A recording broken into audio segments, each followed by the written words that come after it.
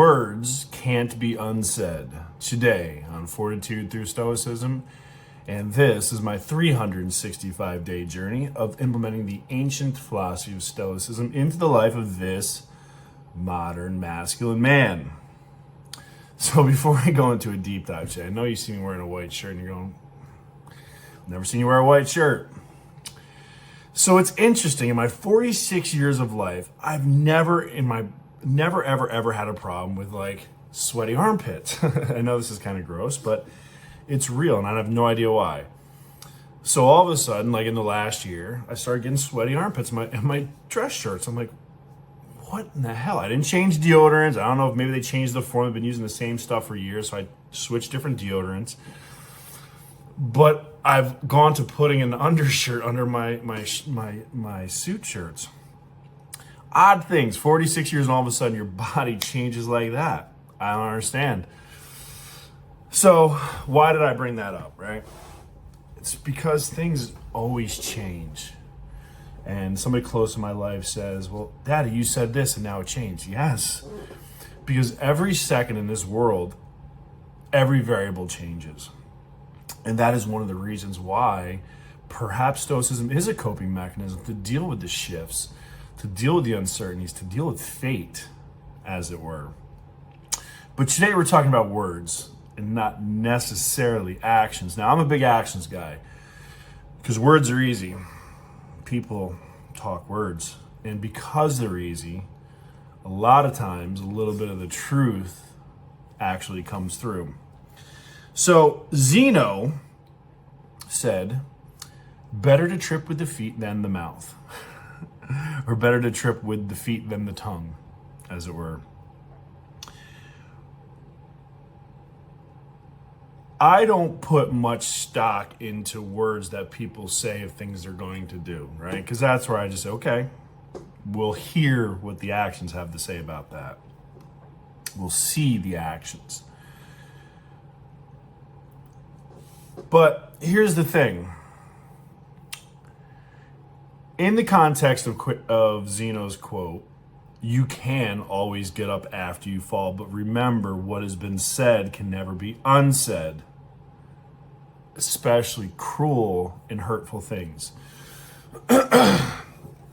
So I think it's pretty obvious. I talk about my life outside of the business world, and I'm in the lifestyle.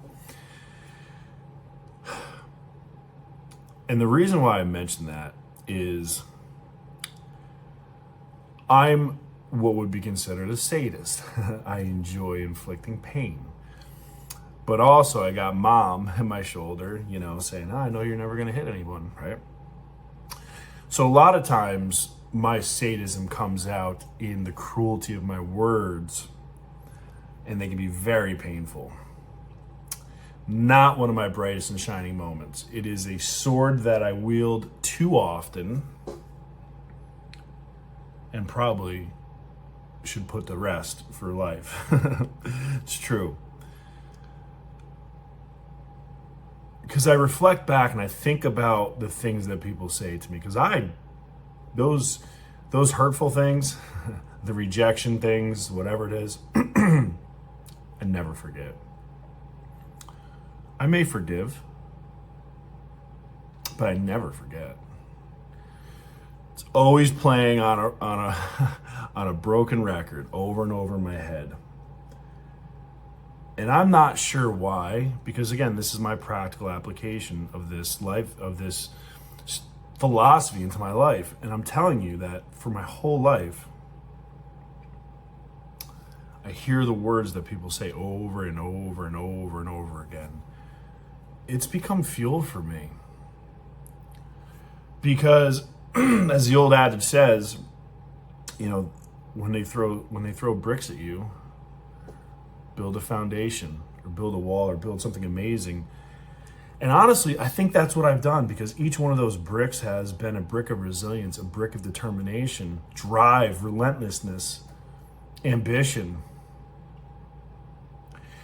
You can say a lot of things about me. And there's some pretty bad shit you can say about me. I love to hear all that stuff too. It's good motivation. keep it coming. I love it.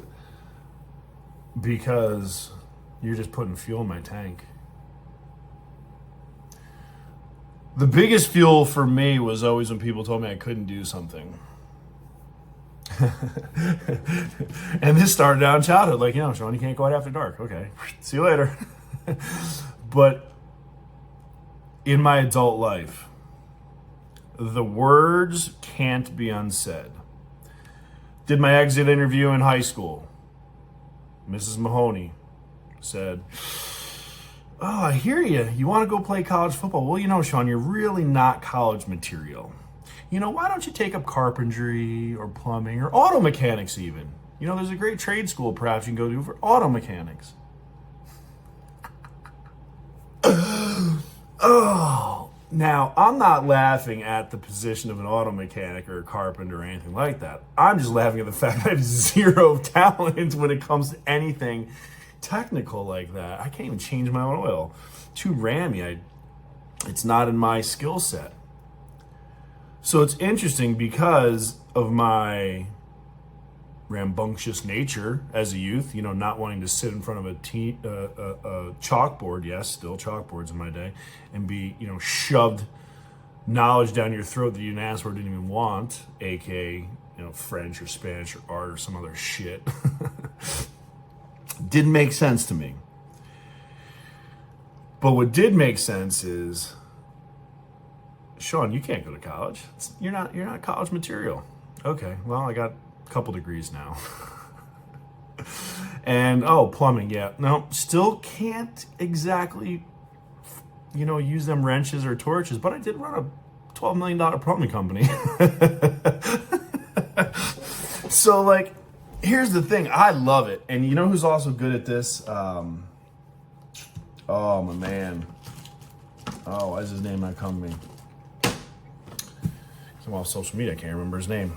The guy who runs all the time. Stay hard. Well, whatever. His name's not coming. I read his books. Seal, whatever. He loves when you throw insults at him. The excuses, the denial. Yes, let's go. It's hard. Yeah, let's go. I want to hear it. It's all motivation. It's all motivation. So for me, the words can't be unsaid. But what I do with those words, let me use that as a brick. Let me use that as fuel. Let me use that as motivation. Keep them coming, guys, because I love it. I love it. So from on the other end of that, though, let's just remember that there is someone on the receiving end of our words. And I know for a fact that my words have been able to cripple someone or elevate them. So let's choose wisely on that. And on that, we're getting to it.